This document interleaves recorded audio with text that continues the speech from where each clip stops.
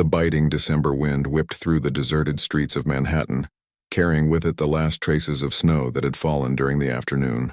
Arthur Vasquez watched the city through the window of his armored Mercedes-Benz, his dark brown eyes reflecting the flashing lights of the buildings that passed like ghosts in the night. At 45, he had achieved everything money could buy, but on this particular night, something seemed different in the air. "You can stop here, Maxwell," he ordered the driver, his deep voice breaking the silence inside the vehicle. The digital clock read 11:47 p.m., and Fifth Avenue, normally vibrant, was strangely silent. Maxwell, who had been his private driver for 15 years, hesitated for a moment. "Mr. Vasquez, this is not an area." "I said stop," Arthur interrupted, his voice leaving no room for argument.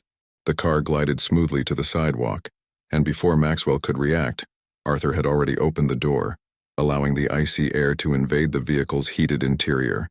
It was then that he saw her, a young woman huddled against the wall of an abandoned building, clutching a small package to her chest. Her dark hair was partially covered by a worn cap, and her clothes, visibly unsuitable for the weather, gave away her precarious situation. Arthur felt something strange in his chest, a sensation he hadn't experienced for a long time. Memories of his own childhood in a poor neighborhood in the Bronx began to surface, memories he had worked so hard to bury under layers of success and material wealth. "Ma'am?" he called out, his voice softer than usual. The young woman raised her face, revealing green eyes marked by fear and exhaustion. The small bundle in her arms stirred, and a soft whimper cut through the silence of the night. "Please," she whispered, "don't hurt us." The vulnerability in her voice hit Arthur like a punch in the gut. For a moment, he saw his own mother, decades ago, begging the landlord for more time to pay the rent arrears. "I'm not going to hurt you," he replied, keeping his distance so as not to frighten her further. "My name is Arthur Vasquez. Can I help you?" The woman hesitated, her eyes alternating between Arthur and the parked Mercedes-Benz. "I'm Laura," she finally replied, her voice trembling.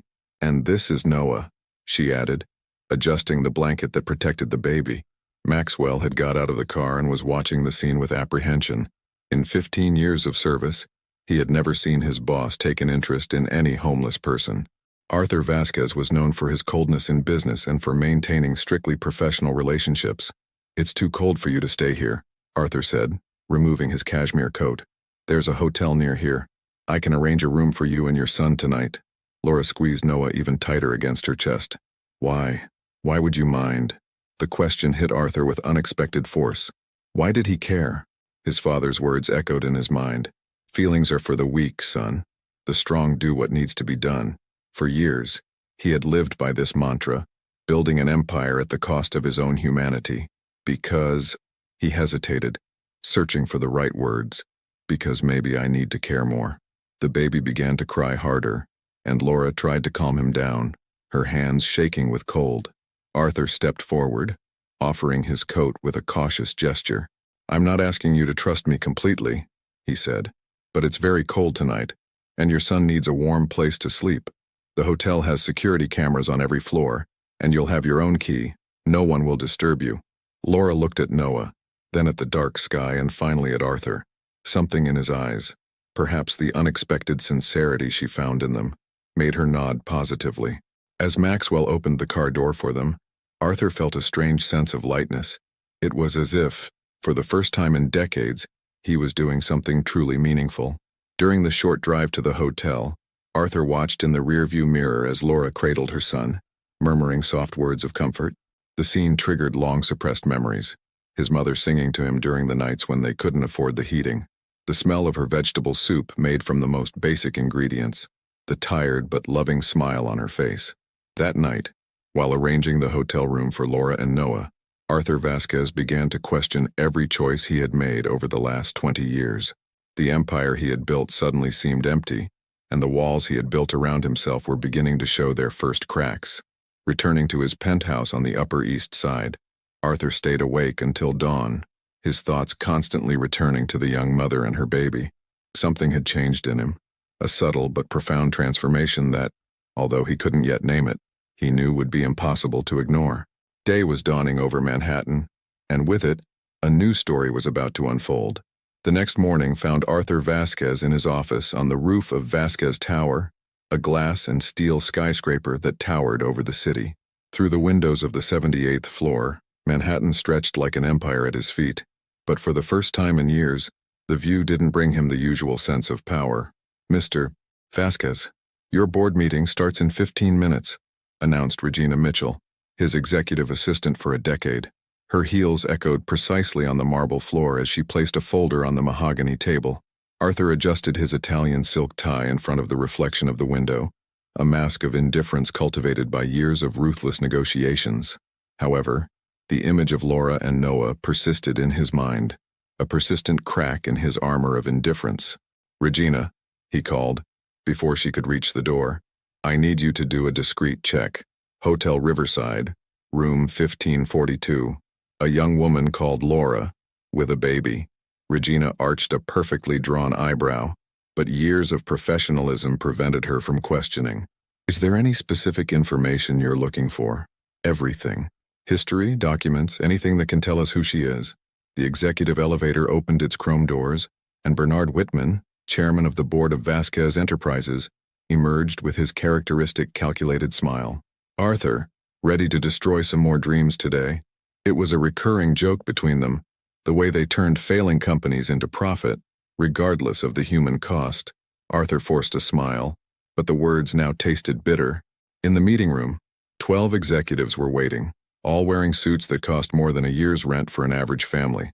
The topic of the day was the acquisition of a network of community hospitals that was on the verge of bankruptcy.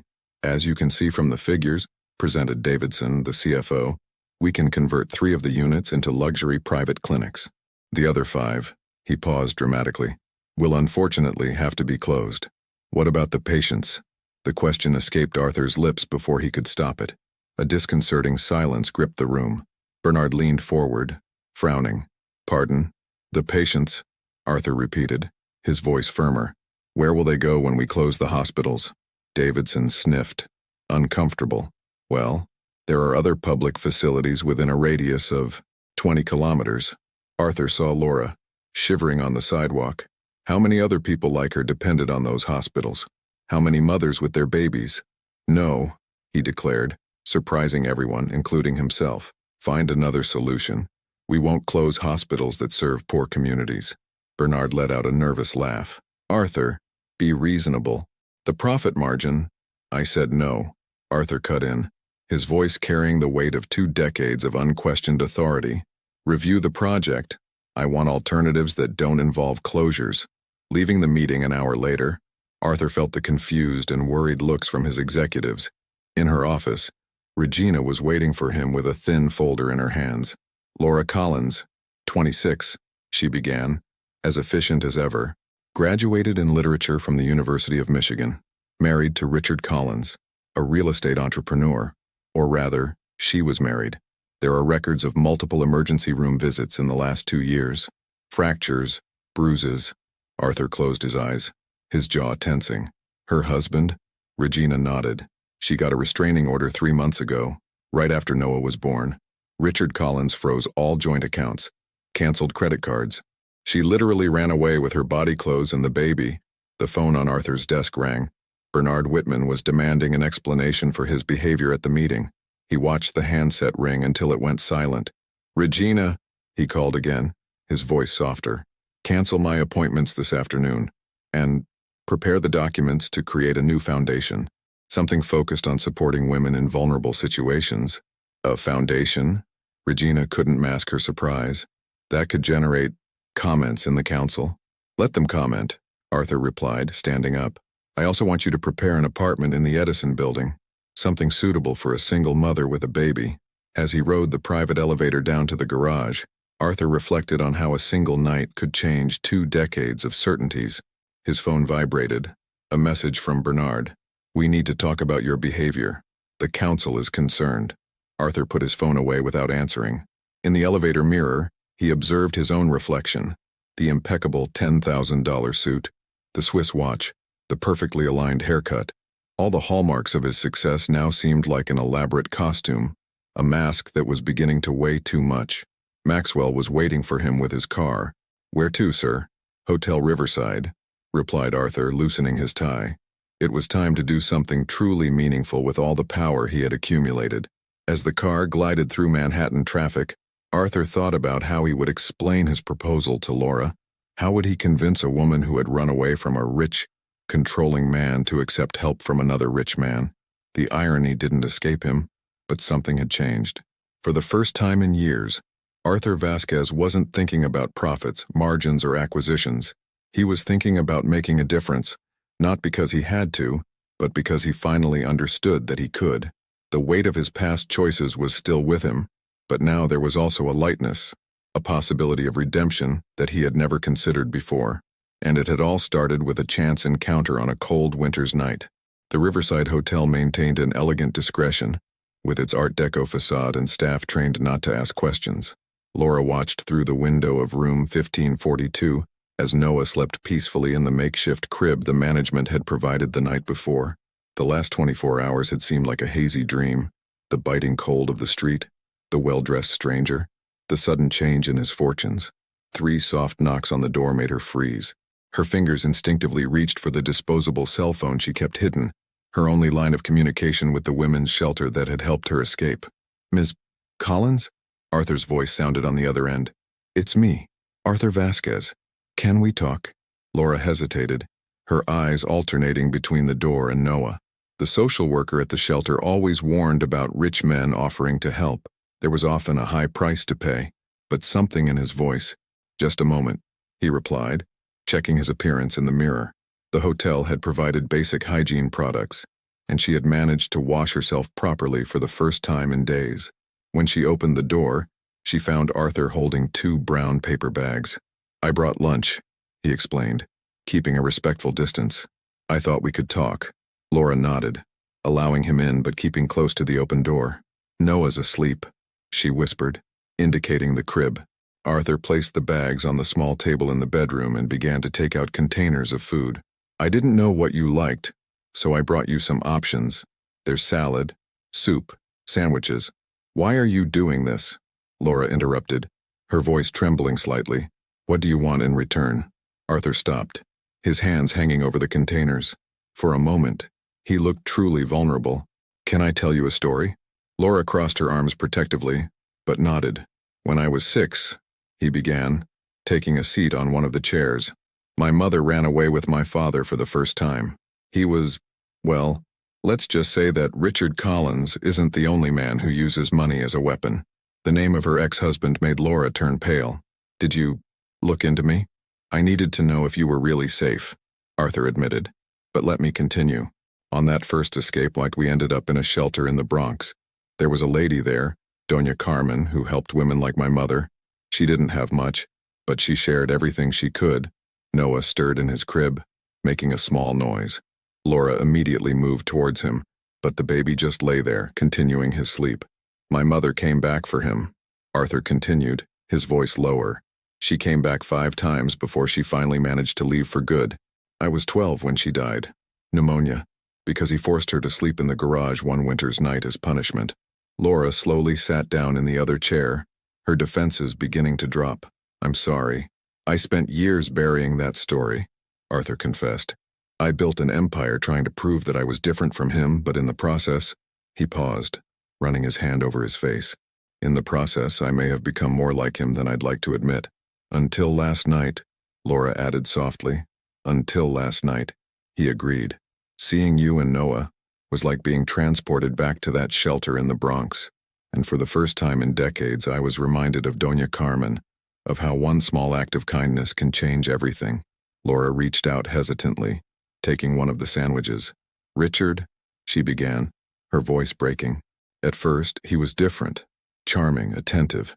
We met at college. I had a scholarship in literature. He said my love of books was adorable." "When did you change?" Arthur asked gently. "Gradually. First it was comments about my clothes, then about my friends. When I graduated, he suggested that I didn't need to work. After all, he could give me everything. Then came the house rules, the controlled hours, the passwords to my emails." Noah began to cry, and Laura quickly got up to pick him up. Arthur watched as she soothed him naturally, murmuring sweet words. "The first time he hit me, she continued, still cradling Noah, was when he found out I was pregnant. He said that I had planned everything to trap him. Ironically, it was Noah who gave me the strength to leave. The idea of him growing up seeing that. You're stronger than you think, Arthur said. And I want to help, not out of pity or some kind of exchange, but because I can, because I should. Laura looked at him longingly, assessing, how do I know I can trust you? You don't know, Arthur answered honestly. But I promise to be transparent. I have an apartment in the Edison building, furnished, secure, with 24-hour concierge. It's been empty for months. I'm also setting up a foundation to help women in a similar situation to yours. You could help us structure it, with your experience. A job? Laura asked in surprise. A purpose, Arthur corrected. Your story could help other women, and you would have financial independence without depending on me or anyone else. Noah had fallen asleep again in his mother's arms.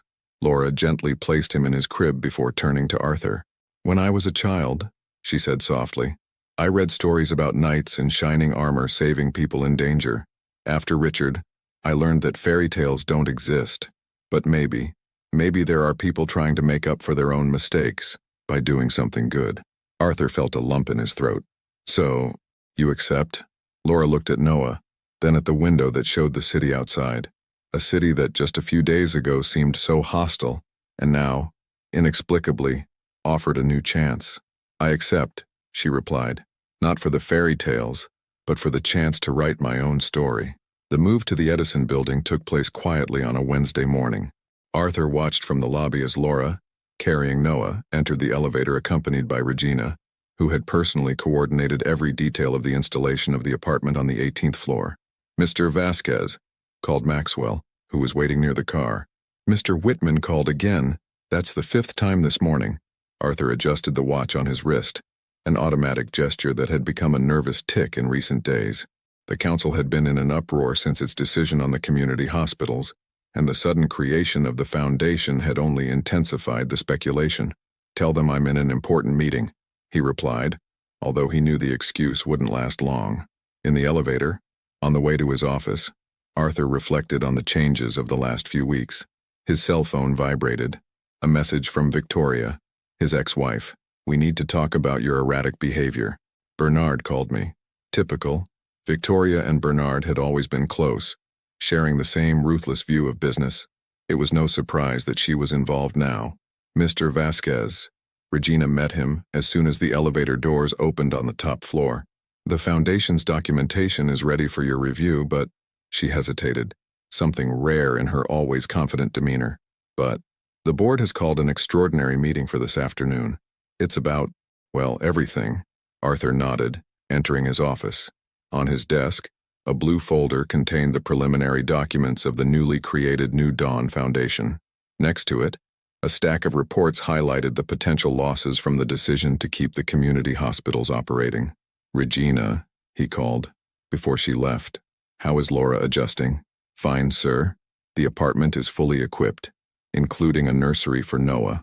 We've installed an additional security system and her. How is she? Regina allowed herself a small smile. Scared, grateful, determined. She spent the morning organizing books in the bookcase we provided.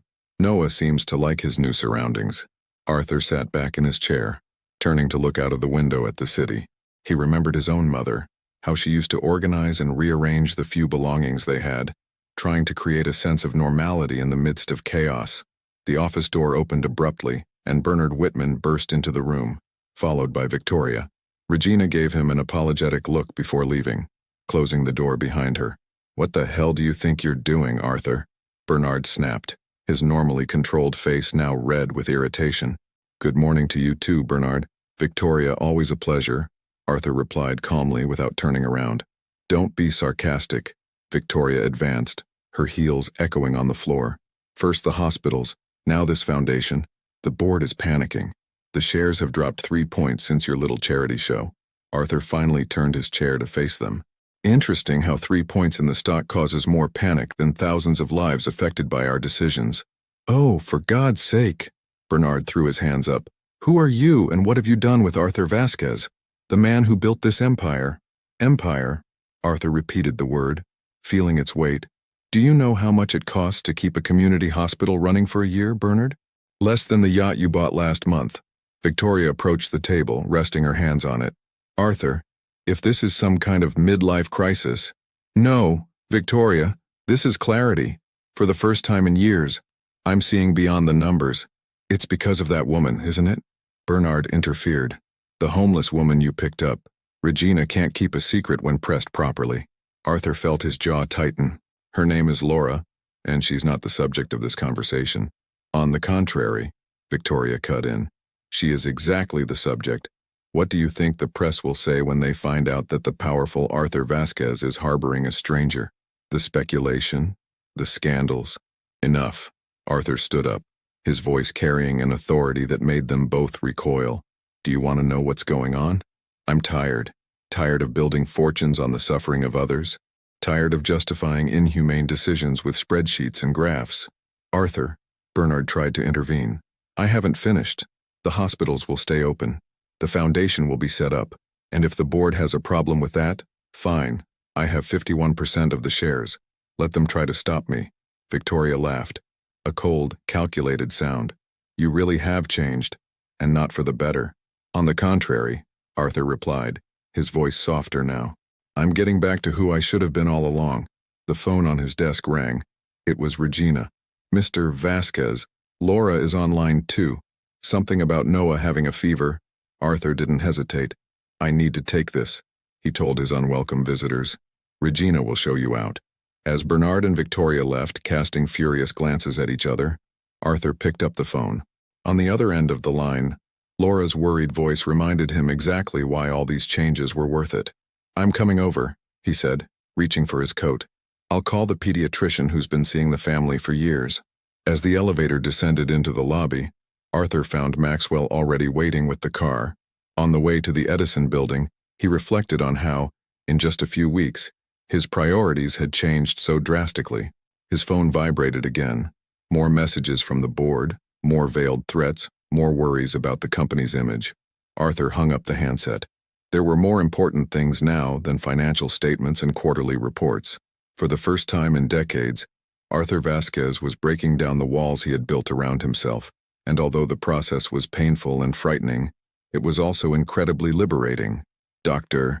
Harrison's pediatric office maintained that typical welcoming atmosphere, with walls decorated with cartoon characters and a colorful aquarium in the reception area. Laura held Noah to her chest, while Arthur stood by the window, trying to maintain his professional composure despite the obvious concern on his face. It's just a common viral infection, explained Dr. Harrison, adjusting his gold-rimmed glasses. Nothing that a few days of rest and proper medication won't solve. Laura let out a sigh of relief, kissing Noah's still warm forehead. Are you sure? He's never been sick before? Absolutely, smiled the doctor, scribbling down a prescription. First fever is always scary for first-time mothers. Arthur watched the interaction, suddenly remembering his own mother, Carmela Vasquez, and her sleepless nights when he fell ill as a child. Those were the times when they couldn't afford private consultations, depending on the goodwill of doctors in public hospitals, the same hospitals he was now fighting to keep open. Dr. Harrison, Arthur approached, his voice softer than usual. Could you recommend any other pediatricians? We're setting up a network of professionals to assist families in vulnerable situations through the New Dawn Foundation. The doctor seemed genuinely interested. Of course, I have some colleagues who would be happy to contribute. Is this your project, Arthur? I confess I'm surprised. People change, doctor, replied Arthur, exchanging a meaningful glance with Laura. Back at the Edison building, Laura insisted on making Arthur a coffee as a thank you. The apartment, although luxurious, was already showing signs of her personality. Books organized by color on the bookshelves, small potted plants in the windows, and a handmade blanket on the sofa. You know, she began, as Noah finally fell asleep in his crib after taking his medication. Today was the first time I really felt like a mother. Arthur accepted the cup of coffee, arching an eyebrow. What do you mean? Before, with Richard, I was just an accessory. When I got pregnant, he controlled everything. Doctors, tests, decisions. Today, with me making the decisions for Noah, even if I was scared, it was different. You're an excellent mother, Laura, Arthur said with conviction. What was she like? Laura asked suddenly. Your mother? Arthur almost dropped his cup, taken aback by the question. No one, not even Victoria, during their years of marriage, had shown any interest in Carmela Vasquez. She was resilient, he began, his voice laden with restrained emotion. She worked as a cleaner in 3 different places, but always found time to read me stories before bed. She had this special way of making little seem like a lot. Laura sat down on the sofa, pulling the handmade blanket over her legs. And your father? Miguel Vasquez. Arthur pronounced the name as if it were something bitter. A man who confused power with violence, respect with fear. He built a small real estate empire through questionable practices. Ironically, it was this empire that I inherited and transformed into what it is today. And you were afraid of becoming like him, Laura concluded softly. Arthur stood up and walked over to the window. The city stretched out before him, but his eyes were fixed on distant memories. When I started in business, I promised myself that I would be different, more ethical, more humane. But at some point, he paused, running his hand over his face. At some point, the pressure for results, the fear of appearing weak like my mother. You're not weak, Laura interrupted firmly. What you're doing now, standing up to the council, creating the foundation, that takes more strength than maintaining a facade of toughness. A soft cry came from the bedroom, and Laura stood up instantly. Arthur watched her walk over to the crib, her protective posture so reminiscent of his own mother that his chest ached. You know what's funny? She continued, nuzzling Noah gently. Richard always said I was weak for loving books, for being moved by stories. But it was books that saved me, that gave me the courage to imagine a different life. Arthur approached the crib, watching Noah as he gradually calmed down. What kind of stories do you like? Stories of redemption? Laura smiled softly. Characters who find their humanity after years lost in darkness. Arthur's phone vibrated in his pocket. Another message from the council, probably. He ignored it. Laura, he said seriously, I want you to lead the Foundation's educational program. Community libraries, book clubs for women in shelters. Arthur, I don't know if you understand these women, he insisted. You know the power that stories have, and most importantly, you're strong enough to show your own scars as proof that there is hope. Laura looked at Noah, then at Arthur. Why are you really doing all this? Because, he replied after a moment's thought, maybe I need redemption too. And maybe, by helping you and others, I can finally make peace with that scared little boy who promised never to be like his father. The sun was beginning to set over Manhattan, painting the sky with orange tones that came through the apartment's windows. Noah had fallen asleep again, and in the silence that followed, both Laura and Arthur remained there, each lost in their own thoughts about the past, the present, and the possibilities of the future. It was as if the echoes of the past were finally starting to turn into something new, something that could perhaps heal old wounds and create new paths for both of them. The meeting room on the top floor of Vasquez Tower buzzed with restrained tension. 12 board members, Victoria and Bernard, occupied their usual chairs around the polished mahogany table. Arthur, standing in front of the projection screen, was presenting the New Dawn Foundation's figures. As you can see, he indicated the graphs. The initial investment of $50 million will be distributed between 3 main fronts: housing support, educational programs, and medical assistance. 50 million, Bernard practically spat out the words. Have you completely lost your mind? That's less than we spent last year on executive bonuses, Arthur replied dryly. And before you start with the usual arguments, yes, it will temporarily affect the value of the shares. No, I don't mind. Victoria stood up, her impeccable suit contrasting with her tense expression. Arthur, as your ex-wife and a member of this board, I need to express my concern. First the hospitals, now this. And there are rumors about a certain guest in the Edison building. Arthur felt his jaw tighten. He knew this moment would come. The moment when his personal and professional lives would collide publicly. Laura Collins, he pronounced the name clearly, surprising everyone with his directness. Yes, she's living in one of my properties. Yes, she will be the director of the Foundation's educational program. And no, I'm not asking anyone's opinion on this. That's a conflict of interest, protested Davidson, the CFO. No, that's doing the right thing, Arthur retorted, his voice carrying an authority that silenced the room. Laura has a background in literature, relevant personal experience, and, most importantly, understands exactly what these women need. Bernard stood up abruptly, his hands flat on the table. And what happens when the press finds out? Business tycoon shelters young single mother. The tabloids will have a field day. Let them have it, Arthur replied calmly, although his heart was racing. Maybe it's time to show that there's more to Vasquez Enterprises than quarterly balance sheets. At that moment, Regina quietly entered the room, handing Arthur a note. His eyes quickly scanned the words, and his expression changed subtly. "If you'll excuse me," he said, picking up his papers. "I have an unavoidable appointment." "This meeting isn't over," protested Bernard. "Yes, it is," Arthur replied, already heading for the door. "Regina will distribute the Foundation's complete documents. Study them. Next week, we'll start implementation." In the elevator, Arthur reread the note. Richard Collins was seen near the Edison building. His heart froze. 20 minutes later, he found Laura in the apartment, pale but composed, with Noah asleep in her arms. "The security guards prevented him from entering," she explained, her voice trembling slightly. "But he was there, Arthur. How did he find out?" Arthur sat down heavily on the sofa, probably through the council. "They looked into his past." Laura nodded slowly, processing the information. "So it begins," she murmured. "Laura, if you want to give up—" "No," she interrupted him firmly. "I'm not giving up. Not this time." She cradled Noah in her arms before continuing. "Do you know what I've learned over the last few months?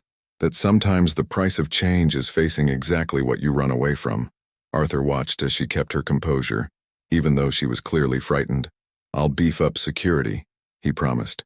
"And maybe it's time to make everything public on our terms." "What do you mean?" "An interview," he explained. "About the Foundation, about the educational program, you as director, sharing your vision for the project. Nothing personal, just professional." Laura considered the proposal. "And when they ask about my story, you decide how much you want to share," Arthur replied softly. "But maybe your story can give other women courage." Arthur's phone rang. It was Bernard again. He ignored the call.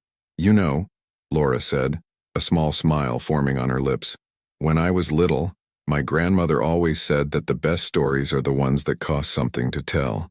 "Your grandmother seems to have been a wise woman," Arthur commented. "She was," Laura confirmed. "She also said that when we find our true strength, we discover that the price of change can, however high, is worth it."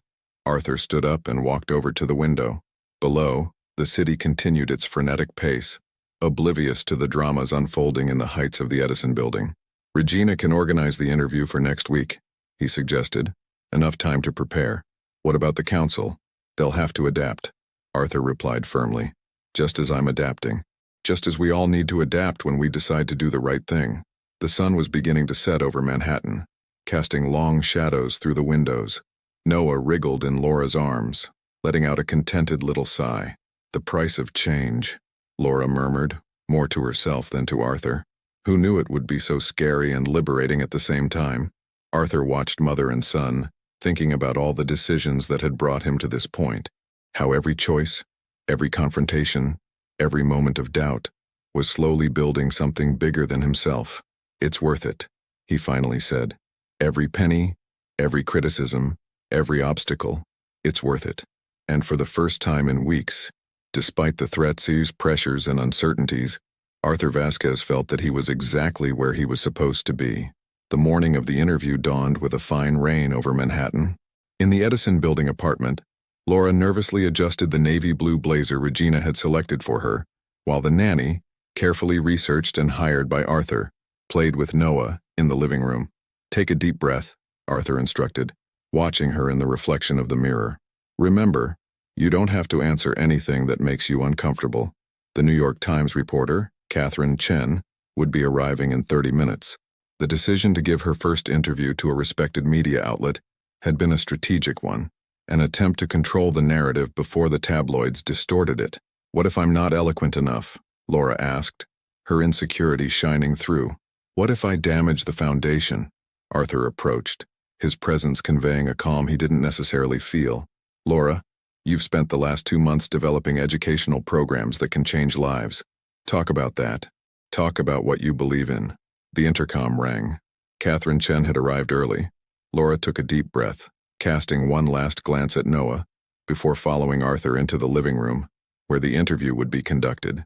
Catherine Chen was a middle-aged woman with keen eyes behind thin-framed glasses. After the initial introductions, she organized her recorder and notepad. "So," she began, her tone professional but gentle, "are we going to talk about the New Dawn Foundation?" Laura straightened up in her armchair. "The educational program is the heart of the project," she began, her voice gaining confidence as she talked about something she was truly passionate about. "We believe that education and literature can be powerful tools for transformation." "And how did this particular vision come about?" Laura hesitated for a moment, exchanging a quick glance with Arthur. "Through my own experience," she finally replied. "Books can be refugees, but they can also be maps to a different future." Catherine leaned forward slightly. "There are rumors about your past, Miss Collins, about how you met Mr. Vasquez. Personal details aren't relevant," Arthur interjected softly. "No," Laura interrupted him, lightly touching his arm. "It's all right." Turning to Catherine, he continued, "I met Arthur when I was at a very vulnerable moment in my life, but this isn't a story about rescue. It's a story about transformation." The reporter made a few notes before continuing. "What about the board of Vasquez Enterprises? How did they react to these changes?" "With resistance," Arthur answered honestly. "Change is rarely comfortable, especially when it challenges the status quo." "Mr. Vasquez," Catherine adjusted her glasses, "some board members have suggested that your recent decisions are emotionally motivated." "And they're right," Arthur replied, surprising everyone with his frankness. "For years, I've run this company based solely on numbers. Maybe it's time to add a little humanity to the equation." At that moment, Noah started crying in the next room. Laura excused herself and went over to him, leaving Arthur and Catherine momentarily alone. "There are also rumors about Richard Collins," Catherine mentioned softly, "about his presence in the vicinity of the Edison building." Arthur felt his jaw tighten. "I won't comment on that, even if it's relevant to the story, especially if it's relevant to history," he replied firmly. "Some battles need to be fought away from the spotlight." Laura returned with Noah in her arms, the baby now smiling and babbling happily. Catherine watched the scene with professional interest, but also with an unexpected softness in her gaze. "One last question," the reporter said, switching off her recorder. "Off the record. Why are you two really doing this? With all the complications, the risks?" Laura looked at Noah, then at Arthur. "Because some stories need to be told," she replied. "Because some changes have to start somewhere. Because," Arthur added, "sometimes the greatest act of courage is choosing to do the right thing, even when it would be easier to do nothing." After Catherine left, Laura stood at the window, watching the rain that was still falling on the city. Noah had fallen asleep in her arms. "Do you think we did the right thing?" she asked softly. Arthur moved closer, watching the city beside her. "I don't know," he admitted, "but I know I don't regret it." "Richard will read this," Laura said, her voice barely above a whisper. "He'll be furious." "Let him be," Arthur replied with a firmness that surprised even himself. "We can't live in the shadows forever, Laura. At some point, we have to choose the light." Arthur's phone vibrated.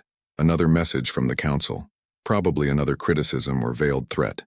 He ignored it, concentrating instead on the reflection he saw in the window. A small, makeshift family, united not by blood or convention, but by choices and transformations. "You know what's funny?" Laura commented, cradling Noah in her arms. "In the books I love so much, I always thought the redemption stories were too fantastical. Now I realize that they are perhaps the most real of all." Arthur smiled softly. "Because redemption isn't about being perfect. It's about choosing to be better," she added, "one day at a time." Outside him, the rain was starting to fall, and a few rays of sunlight managed to penetrate through the clouds, creating a spectacle of light and shadows over the city. It was an appropriate metaphor, Arthur thought, for the moment they were living, a delicate balance between darkness and light, between past and future, between fear and hope. And there, in the silence of that moment, both Arthur and Laura understood that some battles are worth fighting, even if the price is high, even if the path is uncertain, because sometimes, in the deepest shadows, we find our brightest light. The New York Times story came out on a Wednesday, occupying the front page of the business section. "The billionaire who chose to change, the transformation of Vasquez Enterprises," was the main headline, accompanied by a photo of Arthur and Laura in the Foundation's newly opened library. Regina entered Arthur's office carrying several copies of the newspaper and a worried expression. "Reactions are mixed," she informed him, depositing the periodicals on the table. "Social networks are buzzing." Arthur flipped through the paper until he found the full article. Catherine Chen had done an exceptional job, balancing the history of the Foundation with personal elements without falling into sensationalism. However, one sentence in particular caught his eye. Sources close to the company suggest that Vasquez's transformation could cost him more than money. It could cost him his empire. The phone rang. It was Laura. "Have you seen it?" she asked, her voice tense. "I see it now," he replied, continuing his reading. "How's the mood in the Edison building?" "Quiet for now, but Arthur—" She hesitated. "I got an email from him." Arthur felt his body tense. "Richard?" "Yes, he wants to talk about Noah." A heavy silence settled on the line. Arthur could hear Noah babbling in the background, oblivious to the tensions building around him. "It's not going to happen," Arthur declared firmly. "Our lawyers—" "He's the father," Laura interrupted softly. "Legally, he has rights. Rights he gave up when—" Arthur stopped, taking a deep breath to control the anger that was beginning to bubble up. "We need to be careful, Laura, especially now." At that moment, Bernard burst into the office, followed by Victoria and other members of the board. Arthur said a quick goodbye to Laura, promising to stop by the apartment later.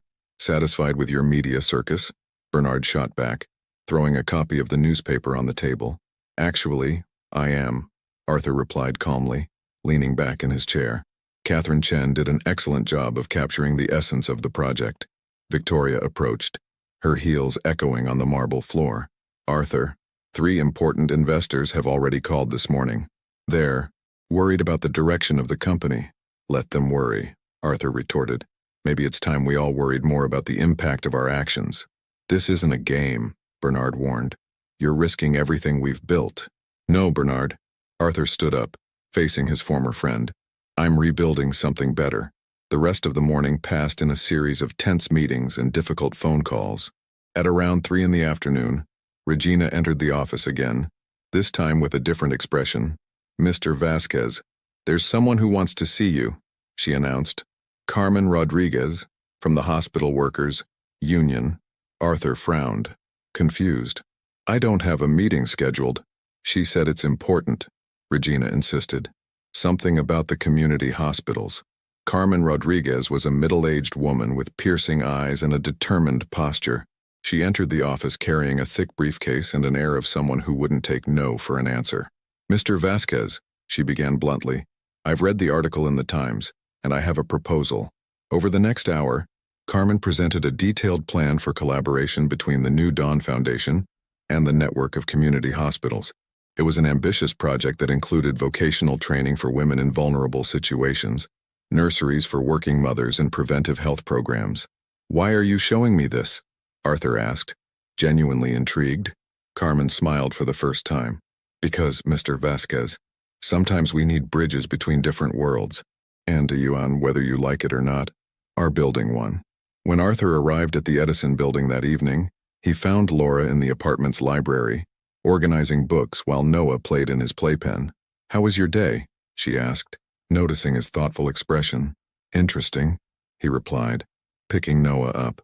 "I met someone today who made me realize something important." "What?" "That maybe we're doing something bigger than we imagined," he explained, watching the baby who was smiling at him. "That maybe it's not just about personal redemption, but about building bridges." Laura put the last book on the shelf and approached. "What about the council?" "Still resistant," Arthur admitted. "But today I met people who see value in what we're trying to do.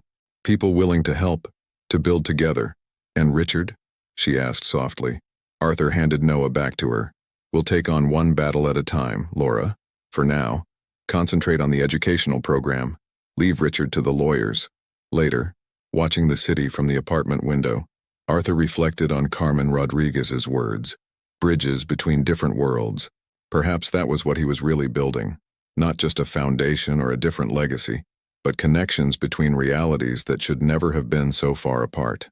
His phone vibrated with a message from Regina. 3 more community organizations had contacted him, interested in partnering with the foundation. Bridges, he muttered to himself, a small smile forming on his lips. Perhaps, after all, this was the real transformation, not just personal, but collective. A change that keened like bridges would allow people from different realities to meet halfway, building something new together. Autumn arrived in Manhattan with a sudden change in the air, bringing with it not only golden leaves, but also the storm that everyone feared. The court notice arrived on a Monday. Richard Collins was filing for shared custody of Noah. Laura was at the foundation's headquarters when she received the news, in the middle of a meeting about the implementation of new educational programs. Her hands shook as she read the document, but her voice remained firm as she called Arthur. "He's using the media against us," she explained. Locked in her office. "The headlines, the exposure. He claims I'm using Noah to get close to you, to gain social status." Arthur felt his blood boil. "Our lawyers—" "He has proof, Arthur," Laura interrupted, her voice breaking for the first time. "Photos of me, from that night, in the street, holding Noah in the cold. He's going to use that to prove that I'm a negligent mother." The silence that followed was deafening. Arthur could hear Laura's irregular breathing on the other end of the line, trying to hold back tears. "Come to Vasquez Tower," he instructed softly. "Now, I'll get the legal team together." The conference room on the top floor was packed when Laura arrived. Patricia Winters, the company's main lawyer, led a team of 5 family law specialists. Arthur stood by the window, his tense posture revealing the gravity of the situation. "Gentlemen, ladies," Patricia began, adjusting her glasses, "we have a delicate situation on our hands. Richard Collins isn't just seeking shared custody. He's trying to destroy the foundation's credibility." "What do you mean?" Laura asked, her voice small. Patricia projected some emails onto the screen. "He's contacted several board members in recent weeks. He offered compromising information about the nature of your relationship." Arthur turned sharply. "What relationship? There is no—" "Exactly," Patricia interrupted. "But the public perception is different. The story of the billionaire who rescued a young mother from the streets. People love a romance, even when it doesn't exist." Laura sank into her chair, the reality of the situation weighing heavily on her shoulders. "He's going to do it, isn't he? He's going to take Noah away from me." "No," Arthur declared firmly, approaching the table. "He won't." At that moment, Regina rushed into the room. "Mr. Vasquez, Richard Collins is in the lobby, with the press." The ensuing chaos was meticulously orchestrated. Richard, impeccably dressed in an Italian suit, gave an impromptu press conference, tears in his eyes as he talked about his little Noah and how he was being kept away from his son. "All I ask for," he declared to the cameras, "is the chance to be a father, to be a part of my son's life. But certain people," he cast a meaningful glance at the top of the building, "seem to have other plans." Arthur watched the live feed on his phone, his jaw tense. Laura stood next to him, pale but erect, years of trauma and fear converging in that moment. "He hasn't changed a bit," she whispered. "He's still the same manipulator as ever." It was then that Arthur had an idea, a dangerous, risky idea, but one that could change everything. "Patricia," he called out, "how much material do you have on Richard Collins' business activities?"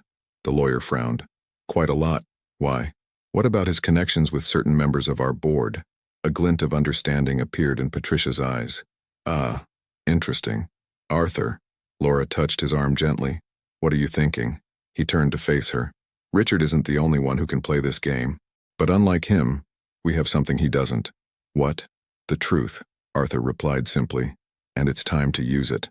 The next few hours were a whirlwind of activity. Patricia and her team delved into files and records, while Regina coordinated a carefully planned media response. Arthur made a series of phone calls, some to people he hadn't contacted for years. "Are you sure about this?" Laura asked when they were finally alone. "This could cost you everything you've built." Arthur looked out of the window, where Richard was still performing for the cameras. "Do you know what I've realized, Laura? That sometimes you have to lose everything to gain something that really matters." "And what matters now?" "Justice," he replied, turning to face her. "Truth.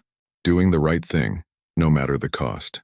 That night, while the literal storm was brewing over Manhattan, Arthur Vasquez was preparing for his own storm.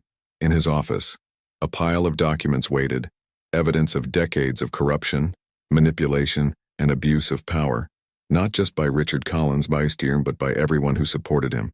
"Tomorrow," he said to Laura as he walked her to the car that would take her to the Edison building, "we're going to show the world who Richard Collins really is. And more importantly," he smiled softly, "we're going to show them who you really are." The rain began to fall, first gently, then in torrents.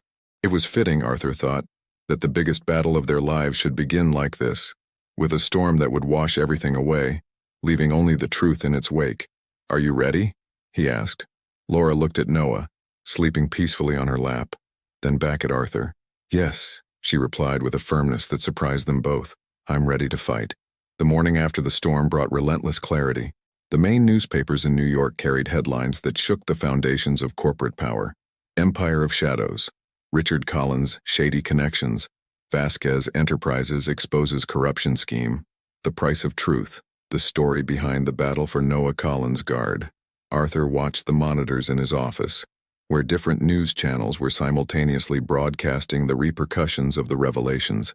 Patricia Winters had orchestrated a precise and devastating attack, releasing documents, emails, and financial records that exposed not only Richard Collins, but an entire network of corruption that stretched across several companies, including members of Vasquez Enterprises' own board. "The first resignation requests have already started to arrive," Regina informed us, entering the room with a stack of papers. "Bernard Whitman, Victoria, 3 other board members." "And Richard?" Arthur asked, without taking his eyes off the screens. "He's disappeared," Regina replied. "But our lawyers have already filed requests for investigations in 3 different states. The evidence is substantial." The phone rang. It was Laura. "You need to see this," she said, her voice carrying an emotion that was hard to define. "Turn the TV on to Channel 4. Arthur switched on one of the monitors and his heart almost stopped.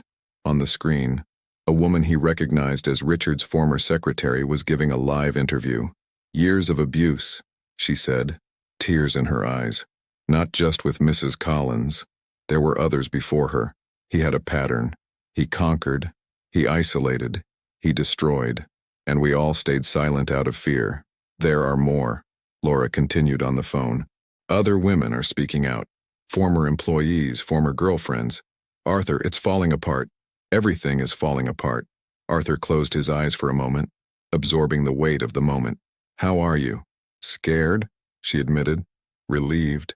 Guilty of feeling relieved. Noah's asleep, oblivious to it all, and I don't know what to feel." "Come here," he suggested. "I think we need to talk about the next step." An hour later, Laura arrived at Vasquez Tower with Noah. The now grown-up baby was smiling and babbling, completely oblivious to the chaos unfolding around him. The company's headquarters was buzzing with activity. Lawyers rushing around with documents, journalists trying to get statements, executives trying to understand their place in this new reality. "It's strange," Laura commented, taking a seat on the sofa in Arthur's office while Noah played with some blocks on the carpet. "For so long I've lived in fear of him, of his power, of his influence, and now he's the one on the run," Arthur added, pouring her a cup of tea. "But at what cost?" Laura asked, watching the headlines that continued to scroll across the screens. "Your company, your reputation." Arthur allowed himself a small smile. "You know what's ironic? For the first time in years I feel truly in control. Not the kind of control Richard was looking for, but the kind that comes from the truth," Laura added softly. At that moment, Patricia entered the office, carrying a thick briefcase. "We have news," she announced. "The judge has temporarily suspended all of Richard Collins' parental rights, pending a criminal investigation. And," she paused dramatically, "we've received an interesting proposal from the district attorney's office." "What kind of proposal?" Arthur asked. "They want to use the New Dawn Foundation as a model for a state program to protect women in vulnerable situations, with public funding and everything." Laura stood up abruptly, picking Noah up. That would change everything." "Yes," Patricia agreed, "but we need someone to lead the project. Someone who understands both the administrative and the human side." Arthur and Patricia looked meaningfully at Laura, who hugged Noah tighter. "Me?" she asked incredulously. "But I have no experience." "You have something better?" Arthur interrupted gently. "You have the story, the truth, the understanding of what these women really need. Laura looked out of the window, observing the city that, just a few months ago, had seemed so hostile and frightening. Now somehow it seemed full of possibilities. "What about the company?" she asked, turning to Arthur. "With half the board resigning, maybe," he replied. "It's time to rebuild something completely new, something that unites business and purpose in a way that really makes a difference." Noah let out a happy laugh, breaking the tension of the moment. Laura put him down again, watching him play with his blocks, building and rebuilding little towers. "Like him," she murmured, tearing down to build something new. Arthur moved closer, watching the baby. "The difference is that he's not afraid to start again. Every time the towers fall, he simply rebuilds. With joy," Laura added, "without carrying the weight of what was destroyed." Regina entered again, this time with more newspapers and a curiously optimistic expression. "Stocks have stabilized," she announced. We've received dozens of messages of support from other companies, from social organizations." Arthur and Laura exchanged a meaningful glance. Perhaps, they both thought, reconstruction wasn't just about fixing what was broken, but about creating something entirely new from the ruins of the old. "So," Arthur finally said, "are you ready to rebuild?" Laura watched Noah, who had managed to stack his blocks into a tower taller than all the previous ones. "Yes," he replied with a smile. "I'm ready." Outside, the sun was beginning to set over Manhattan, painting the sky with shades of hope and renewal. The storm had passed, leaving in its wake not destruction, but possibilities. It was time to rebuild, not just structures and companies, but lives and futures. And this time, Arthur thought, watching Laura and Noah, the foundation would be much stronger than before. 6 months had passed since the storm that had transformed everything. Winter had given way to spring, and with it, a new era for both Vasquez Enterprises and the New Dawn Foundation. Laura's office on the 20th floor of Vasquez Tower, now renamed the Center for Social Transformation, overlooked the park and had walls covered in photographs. Each picture told a story: the inauguration of the first integrated shelter, the graduation of the first class of the professional training program, the smiling faces of women who, like her, had found a new path. "The figures for the first quarter are in," Regina announced, entering the room with a folder. "The state program has already assisted more than 200 families." Laura smiled, adjusting the most recent photo on the wall, Noah on his first birthday, surrounded not just by her and Arthur, but by an expanded family of foundation employees and beneficiaries. "And Richard?" she asked, although she no longer felt the same tightness in her chest when she pronounced that name. "Still in Switzerland, according to our informants," Regina replied. "The investigations are continuing, but with him out of the country, the important thing is that he can't hurt anyone anymore," Laura added softly. The intercom rang. It was Arthur, asking her to come up to his office. Over the last few months, their meetings had become more than strategy sessions. They were moments of shared reflection, of planning for a future that neither of them had imagined possible. "Have you seen this?" Arthur asked as soon as she entered, pointing to a magazine on his desk. Forbes had an extensive article on the transformation of Vasquez Enterprises, from profit to purpose, how one company redefined corporate success. "It still amazes me," Laura commented, flipping through the pages, "how something that started with so much fear and uncertainty could have turned into this." Arthur stood up, walking over to the window. The view of the city had changed for him. Where he once saw only properties and business opportunities, he now saw communities, stories, possibilities. "I received an interesting proposal today," he said. "Columbia University wants to establish a partnership, a study center focused on companies with a social impact. And they want you to coordinate the academic part of the project." Laura almost dropped the magazine. "Me?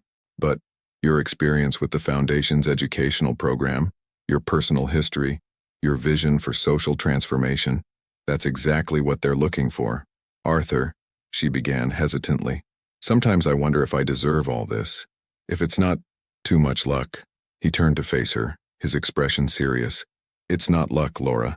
It's the result of courage, determination, and a lot of hard work. You've turned your pain into purpose, your fear into strength." Laura's phone vibrated. It was the nursery downstairs, where Noah spent his mornings. "He's asking for lunch," she smiled, reading the message. Go, Arthur encouraged. We have the meeting with the expansion committee later. We can continue this conversation then. As Laura headed for the door, Arthur called her again. Oh, and Laura, Patricia wants you to know, the process of stripping Richard of his parental rights has been finalized. Officially, Noah is yours alone. Laura stopped, feeling the weight of that information. It was the definitive end of a chapter, the closure of a cycle of fear that had dominated her life for so long. Thank you, she said simply, but they both knew that that thank you carried much more than words could express. In the elevator, Laura reflected on how her life had changed. Constant fear had given way to quiet confidence. Desperate survival transformed into meaningful purpose. At the nursery, Noah ran up to her as soon as he saw her, his strides still unsteady but determined. "Mama!" he shouted, his favorite word echoing around the room. "Hey, little one." She picked him up, inhaling the baby smell that, even after a year, still amazed her. Ready for lunch? As they walked to the executive cafeteria, now transformed into a communal space where employees of all levels ate lunch together, Laura observed the changes around them. The old hierarchical divisions had given way to a more collaborative environment, where ideas and experiences were shared freely. "Mrs. Collins?" a young woman called out to her. It was Maria, one of the first beneficiaries of the training program, now an assistant coordinator. "Can I steal a minute of your time later? I've got some ideas for the next workshop." "Sure," Laura smiled, settling Noah into the high chair. "And please, it's just Laura." The rest of the day passed in a series of meetings and planning, each moment reinforcing the certainty that they were on the right track. In the afternoon, during the expansion committee meeting, Laura presented her vision for the coming year. More integrated centers, partnerships with universities, mentoring programs. "It's ambitious," commented one of the new board members. "It's necessary," Laura replied with conviction. "Every story we change creates a cascade effect of possibilities." At the end of the day, while organizing her desk to leave, Laura found a small envelope with her name on it. Inside was a simple card in Arthur's elegant handwriting. "Sometimes the greatest gifts come disguised as our greatest challenges. Thank you for teaching me that. A. B." Laura smiled, tucking the card into her handbag. Outside, the city was beginning to light up for the night, thousands of windows shining like earthly stars. Somewhere between those lights, she thought, other stories were waiting to be transformed. And now, finally, she was ready to help tell them. It was an autumn morning when Laura found the letter. She was organizing some boxes in her apartment in the Edison building, now officially hers, after Arthur had transferred the deed to her, when she came across a yellowed envelope addressed to Carmela Vasquez. Her heart raced as she recognized the childish handwriting. It was a letter written by Arthur decades ago, never delivered to his mother. "Dear Mom," the letter began, "today Mrs. Carmen told me that you are in heaven now. I promise that I will be strong, that I will do something important one day, something that would make you smile." Laura held the letter against her chest, silent tears streaming down her face. Noah, now almost 2, was playing on the carpet with his favorite blocks, building and rebuilding his own little worlds. Without thinking twice, she picked up the phone. Arthur was in a meeting when Regina interrupted him. "Excuse me, sir, but it's Laura. She says it's important." 20 minutes later, he was in the apartment, holding the letter with slightly trembling hands. "Where?" he began, his voice breaking. "In the box of old documents," Laura explained softly. "Arthur, you never told me about this letter." He sat down heavily on the sofa, his eyes fixed on the words written by a much younger and more vulnerable version of himself. "I had just found out that she—" He paused, taking a deep breath. "Mrs. Carmen gave me paper and pencil, said that sometimes writing helps to deal with the pain, but I never had the courage to deliver the letter. It seemed too final." Noah approached, offering Arthur one of his pads, an instinctive gesture of consolation that made both adults smile through their tears. "You kept your promise. You know that," Laura said softly. "You did something important, something that would make her smile." Arthur took the pad offered by Noah, turning it over between his fingers. "You know what's funny? For years, I thought I was building an empire to prove something to my father, to show that I could be more powerful than him. But maybe all along I was trying to do something that would make my mother proud." Laura sat next to him, watching Noah go back to his building. "And now, He smiled slightly. I think I've finally understood what she always said, that true strength lies not in how much power you have, but in how you use it. The intercom rang. It was Regina again, reminding them about the opening ceremony of the new reception center that afternoon. Are you coming? Laura asked, getting up to prepare Noah. Arthur looked again at the letter in his hands. Yes, he replied, folding it carefully. But first, I want to make a stop. 2 hours later, they were at the cemetery where Carmela Vasquez rested. It was a simple but well-kept place. Arthur hadn't visited her grave for years. Hi, Mom, he said softly, placing the letter under a small stone. It took me a while, but I think I finally understand. Laura held Noah, keeping a respectful distance as she watched Arthur have his moment. The normally fussy baby was strangely calm, as if he sensed the importance of the moment. When Arthur joined them again, his eyes were watery, but there was a peace in his expression that Laura had never seen before. Ready for the opening? She asked gently. Yes, he replied, picking Noah up on his lap. More than ready. The new Welcome Center was unlike anything they had done before. Located in an old historic building that had been completely renovated, it combined temporary housing, daycare, a vocational training center and medical care, but most importantly, it had a library. In honor of Carmela Vasquez, said the sign at the entrance to the space. She taught us that stories can change lives. During the opening ceremony, Laura watched Arthur give a speech. He talked about transformation, about second chances, about the power of choosing a different path. But most of all, he talked about his mother, for the first time publicly, and how her example had finally shown him the true meaning of success. This place, he concluded, is not just a welcome center. It's a reminder that everyone deserves the chance to rewrite their story. Later, when the guests had left and only the staff remained to organize the space, Laura found Arthur in the library. He was sitting in one of the reading chairs, Noah asleep on his lap, leafing through a children's book. Did you find anything interesting? She asked, taking a seat next to him. The Little Prince. He showed her the cover. It was her favorite. She used to read it to me on difficult nights. Laura smiled, leaning back in the armchair. Do you know what that means? The circle is complete. What do you mean? You started out wanting to prove something, built an empire, lost your way and then found your way back. Through stories, through different choices, through love. Arthur looked at Noah, sleeping peacefully, then at the shelves of books that surrounded them, each volume representing a possibility of transformation for someone. It's not an ending, he said softly. It's a new beginning. The best ones usually are, Laura replied, taking another book from the shelf. And there, in the quiet of the Carmela Vasquez library, surrounded by stories of transformation and possibility, they began another chapter, not just of their own lives, but of the countless lives they would touch through the legacy they were building together. If you had to choose between maintaining your financial empire or sacrificing it to do the right thing and help vulnerable people, which decision would you make, and why? Thank you for watching. If you enjoyed the story, please subscribe to our channel and leave a comment below letting us know what you thought. Your feedback and support mean a lot to us. Stay tuned for more exciting stories.